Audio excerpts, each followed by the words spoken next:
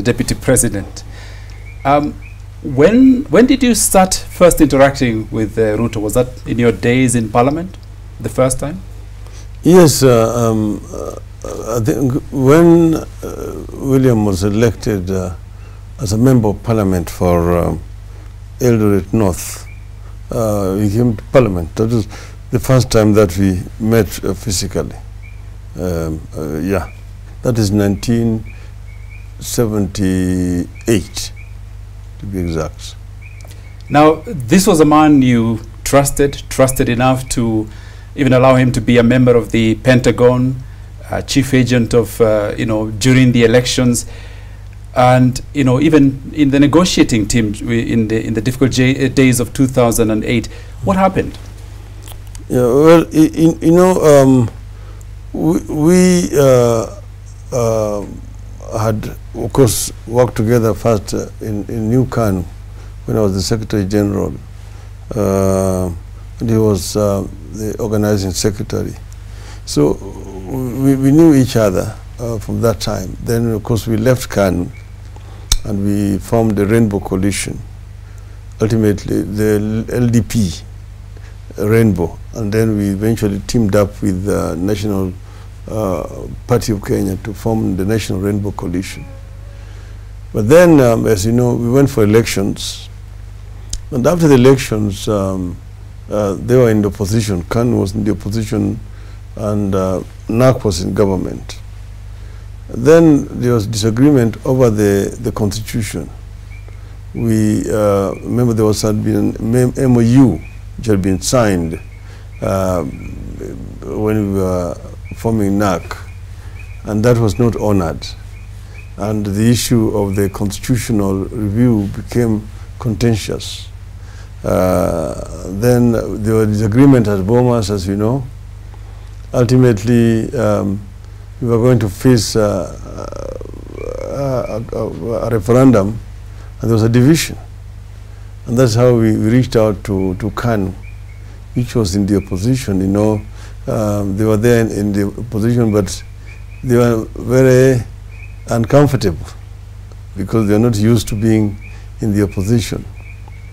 So when I approached them, I said, look, if we team up together, we can actually be able to defeat this constitution, because it is not the draft which Kenyans had negotiated at Bomas.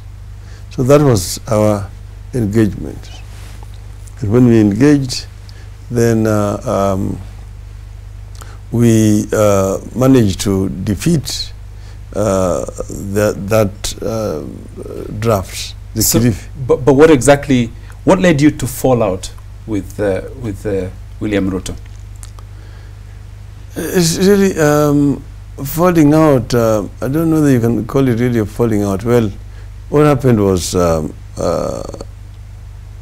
I appointed William Ruto as Minister for Agriculture, because, we were together, and he was part of the negotiating team on our side as ODM, together with James Orengo, Sally Kosgei, Musalia Mudavadi, and that is our team that was negotiating. So when we were negotiating a joint cabinet, because ODM was getting 50% and PNU 50%,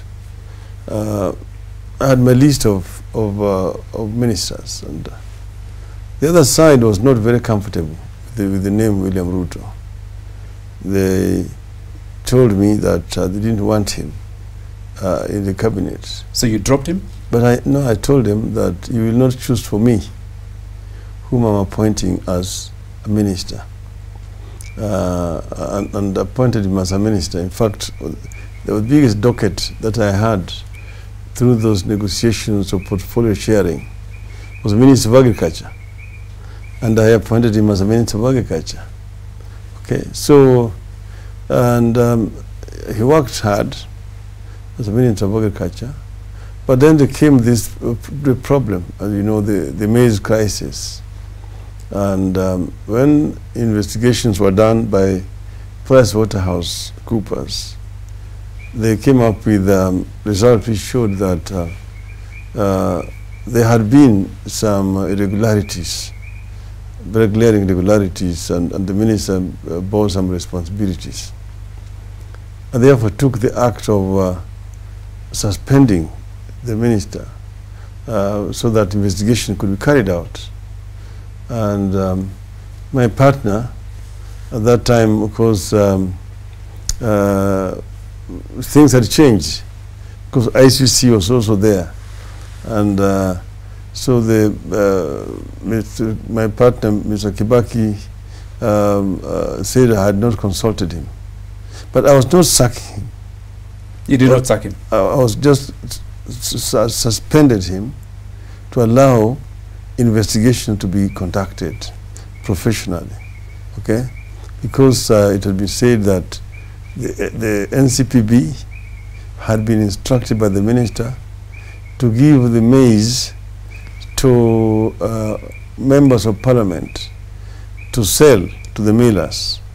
The millers were complaining that they were buying maize at an exorbitant price, and that's why the price of unga had actually gone up. So today, where are things? Do you talk with DP William Ruto?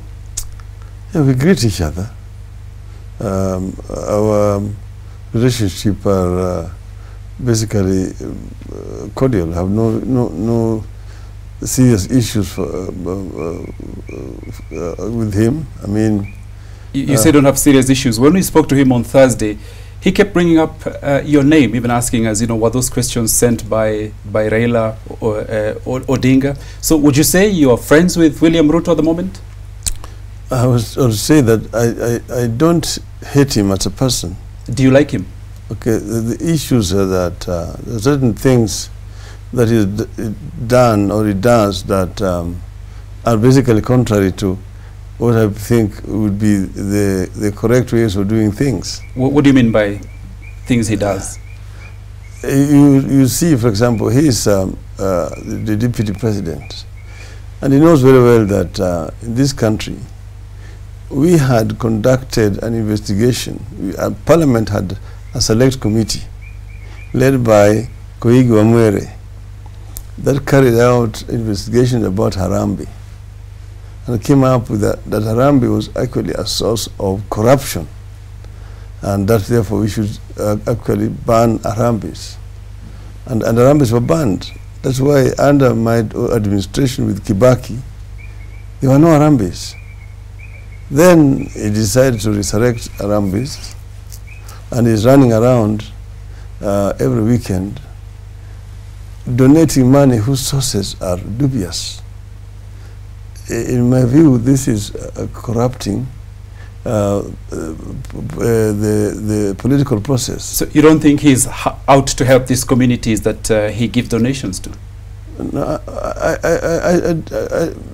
helping is a different issue. The issue is that what is the source of the money that he's donating? You see? Because, as somebody who is a public servant, you are not supposed to be in business. When I became Prime Minister, Kibaki demanded of me that I must resign from all the business positions that I held. Okay? Now you'd ask yourself, what kind of business does William Ruto own, which makes those millions which he produces every week? 52 weeks in a year. He contributes not less than 5 million shillings every weekend. The president himself sends donations to some of these events, so is the president also doing something wrong? I know for a fact that the president does not produce a penny. Ruto produces the money and says he has been sent by the president. But I know that that is not true. The president feels very embarrassed. So the other day... So if these Harambees are not genuine, Mr. Odinga, what do you think is the purpose of these donations? Because corrupting political process, to show that this man is a God-fearing man, he loves the church, he loves the people, and that's why he's coming with money to donate. You see, if you do a lifestyle audit of Mr. William Ruto, because you'll find that most of the money's source is questionable. And that's what the only issue, the issue I have with him. Otherwise, I have no serious personal issues. Can you see a day when he might possibly become the president of this country? Yeah, I mean, why not? If the people of Kenya elect him as president, who am I to say no? Would you work with him? That's another question.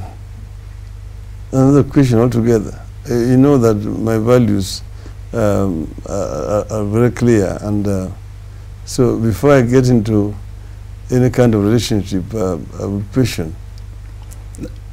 Because of those things, and you say your values differ from his, people feel that your current position or relation with President Uhuru Kenyatta is essentially sidelining the Deputy President William Ruto.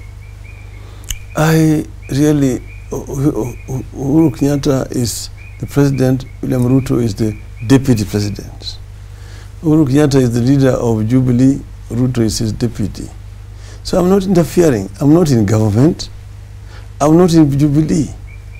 I'm completely out here. So, but you're quite influential in the Jubilee government because of your relationship with President Uhuru Kenyatta. I don't know about influence. Because as you know, I don't make decisions. The president is very competent in making decisions. So I don't get involved, I don't discuss issues of the government with the president. I don't discuss issues of Jubilee with the president. You see, unlike when I was with Kibaki, we were in government. We ran a government together, and we were consulting regularly on government issues, because I was the one who was coordinating and supervising the functions of the